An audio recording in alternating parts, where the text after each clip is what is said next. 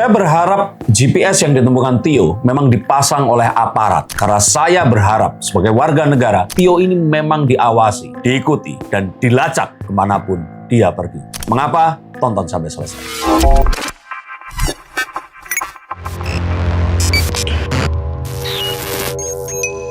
Halo Sainsikers, kembali berjumpa bersama saya Denny Darko. Tidak ada yang namanya misteri, yang ada adalah tanda-tanda yang kita semua coba untuk mengerti. Saya sebagai warga negara memiliki hak untuk meminta aparat pemerintah untuk mengikuti dan membuntuti Tio kemanapun dia pergi. Karena saya rasa anak muda ini sudah kebablasan. Kebablasan seperti apa? Mari kita bahas. Oke, Mas Denny, tentang ada 2 alat pelacak yang ditemukan di mobil Tio ya, mantan ketua BEM UGM, dan termasuk dengan karakternya yang memang selalu menempatkan diri sebagai oposisi pemerintah dan mengkritik pemerintah di negara demokrasi. Follow Rocky Gerung atau enggak?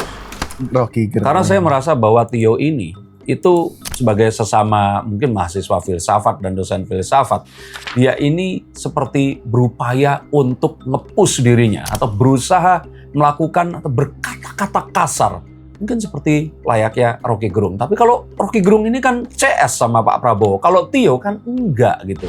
Follow atau enggak? Oh, berarti mungkin salah. Tapi Ferry Irwandi follow.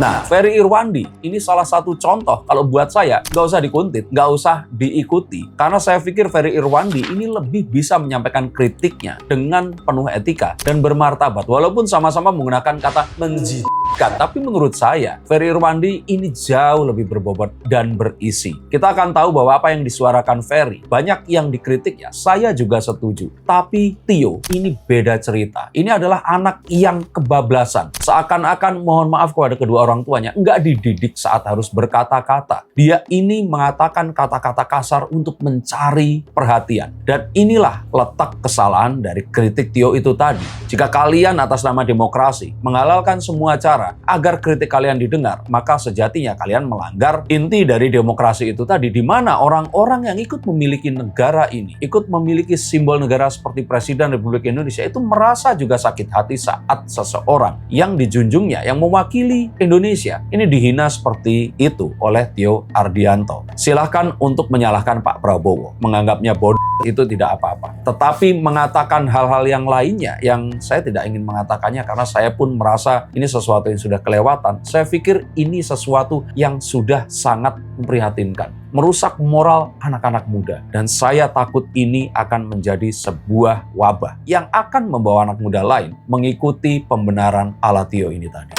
Mas, tapi yang saya selalu soroti di sini juga dari adik-adik mahasiswa dan kaum muda yang mencoba mengkritik ini ya. Selain memang bahasa yang kebablasan, cuman di satu sisi juga banyak orang yang pada akhirnya mengikuti jejak orang-orang yang sering mengkritik seperti ini, tapi tidak melihat mungkin ada tendensi lain. Menurut Mas Denny sendiri, apakah memang orang-orang yang selalu, terutama mahasiswa ya, yang berada di barisan oposisi ataupun memang yang mengkritik pemerintah ini tidak punya agenda lain? Karena kalau udah sampai sevokal Tio ini, menurut kepercayaan saya bisa aja juga ada agenda-agenda yang mengikut di dalam apa yang diomongkan oleh saya nggak tahu ya, tapi kalau melihat ya, kalau dia mengatakan Pak Prabowo bodoh, saya menganggap dia pun ini kurang pintar dan bodoh untuk memilih karakter dan juga kata yang dia pilih untuk masyarakat atau siapapun itu melihat dirinya. Saya pikir dia ini kepleset. Jadi kalau dikatakan dia ini ditunggangi atau diarahkan oleh orang lain, saya tidak berpikir sampai sejauh ke sana. Dia ini seseorang yang awalnya bukan siapa-siapa ya. Saya pun juga dulu bukan siapa-siapa. Tapi terus kemudian mendadak terkenal. Tapi dia tidak memiliki kesiapan untuk menjadi terkenal dan mengira bahwa caranya mempertahankan keterkenalan dan lebih terkenal lagi adalah dengan cara itu. Saya khawatirkan dia tidak memiliki atau mempunyai atau punya kapabilitas melakukan atau mengulang hal yang sama. Hal yang samanya jelek. Maksudnya untuk menjaga keterkenalan dengan cara yang lainnya. Contoh lainnya adalah Ferry Irwandi. Ferry Irwandi di sini menjaga keterkenalannya dengan melakukan riset data dan berusaha untuk meningkatkan dirinya lebih dan lebih lagi mempresentasikan kritik dan sarannya kepada pemerintah, tetapi tidak dengan Tio Ardianto. Dan ini pun saya lihat bahwa Tio sejatinya itu bisa meniru anak muda yang juga sepantar sama dia. Seperti Seno Bagaskoro yang juga sekarang ini menjadi salah satu calon atau mungkin sudah elit dari PDIP. Saya pikir dia harusnya lebih banyak belajar cara berretorika, cara bernarasi yang benar, dan tidak menggunakan kata-kata yang terus kemudian membuat masyarakat ini menjadi antipati kepadanya. Oke. Lantas menurut Mas Denny orang-orang seperti ini tuh memang harus maksudnya diawasi dan dibatasi. Harus suaranya. diruqyah kalau menurut saya, karena dia ini itu ya tadi dia merasakan nikmatnya keterkenalan, diundang ke sana kemari, dijadikan narasumber dari podcast, dan dia saya pikir belum sampai di titik di mana akhirnya dia cukup waktu membaca buku, memperkaya wawasan dan ilmu berretorikanya, sehingga akhirnya terjebak kepada kata-kata penuh penghinaan yang mana itu meningkatkan likes dan views dari orang-orang yang mendukung kacamatanya itu tadi. Jadi kalau menurut saya, sayang anak ini cerdas, mungkin diruqyah akan lebih baik. Diruqyah itu dalam artian kata dibimbing berarti. Dibimbing, diberi pengetahuan bahwa hal itu salah. Karena sejatinya itulah yang harus kita beritahukan kepada anak-anak, adik-adik kita. Tapi kalau harus diikuti dan sebagainya, ya saya pikir saat ini harus diikuti karena dia sepertinya tidak sadar bahwa dia dipergunakan oleh orang-orang yang merupakan oposisi. Ingat ya, oposisinya bukan oposisi ide ya, tapi oposisi ingin menjatuhkan pemerintah dan rezim saat ini dengan menaruh Tio di paling depan dan berusaha untuk membuat dia ini bersuara lantang agar didengar.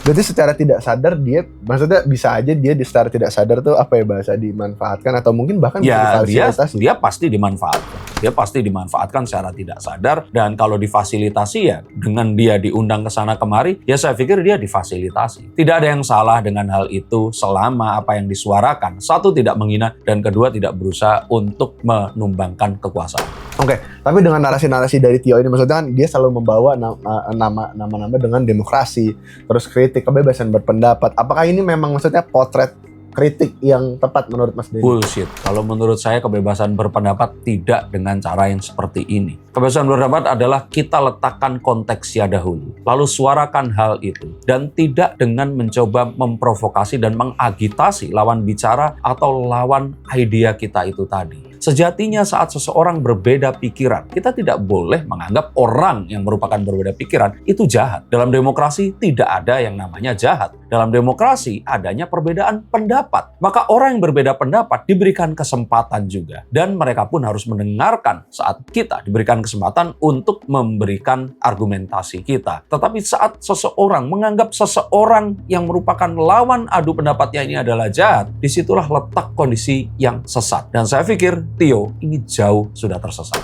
Oke, lantas ini ada bagian kalau kita bilang bukan kesalahan ya, tapi maksudnya seorang mantan ketua BEM atau mungkin ketua BEM yang lain sendiri kan juga awal keterkenalan biasanya diundang jadi narasumber di sebuah acara atau mungkin di forum yang kayak di TV atau mungkin di sebuah podcast gitu. Itu apa ya bahasanya, pihak-pihak media sendiri harus dihimbau atau mungkin lebih selektif lagi nggak sih dalam mengundang dari narasumber susah itu sendiri? Karena media membutuhkan uang juga agar mereka ini bisa beroperasi. Dan uang ini bisa didapatkan saat ada traction atau adanya engagement dari penonton yang jumlahnya di atas rata-rata. Dan mau tidak mau, Tio ini adalah potret seorang pemuda yang berani menyuarakan dengan cara yang melebihi kadar normal sejatinya anak-anak muda yang lain.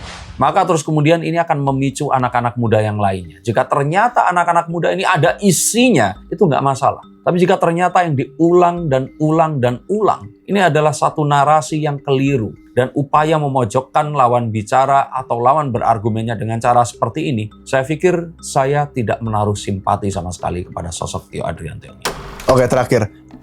Lantas menurut Mas Denny juga, apa ya bahasanya, kalau memang Mas Tio ini butuh seorang mentor, siapa mentor yang harus, maksudnya siapa yang dia follow Ferry Irwandi coba. Mungkin Bung Ferry. ya Ferry mau nemuin dan meruqyah. Saya pikir Tio ini sayang karena dia saya pikir masih punya potensi. Dianggap cerdas, saya pikir dia cerdas dan berani. Tapi jika ternyata dia seperti ini, saya cuma takut satu, dia nanti toh akan bermain politik. Dan saat dia di sini menghina dan mencerca seperti itu, saya ingin dengar saat dia nanti menjunjung dan memuji siapapun yang akan didukungnya. Ini sesuatu yang saya pikir sudah kita lihat sejak awal. Maka agar potensi dan juga bakat-bakat muda Indonesia nggak terjebak dan juga teracuni seperti Tio, maka paling tidak dia harus diselamatkan. Dan sebelum itu terjadi, memang sebaiknya dipasang pelacak atau diikuti kemanapun dia pergi. Kalian semua yang setuju silahkan komentar di bawah sini. Yang nggak setuju komentar lebih panjang. Terima kasih, sampai jumpa, dan salam.